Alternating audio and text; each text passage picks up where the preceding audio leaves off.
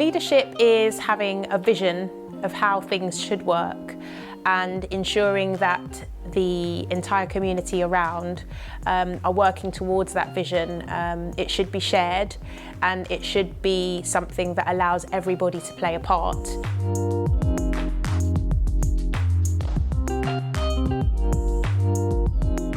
But it's really hard. But actually it's not just about telling other people what to do, but it's about walking the walk, and it's about not doing anything that you wouldn't expect others to do, and it's about doing the things that you're asking others to do.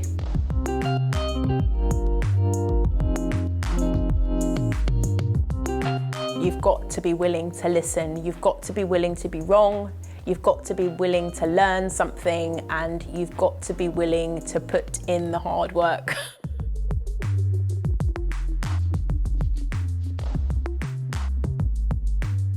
Leaders should not be arrogant.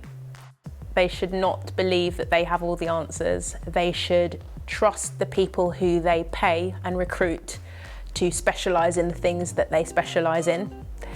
And they should not ask for advice if they're not willing to consider it and take it on.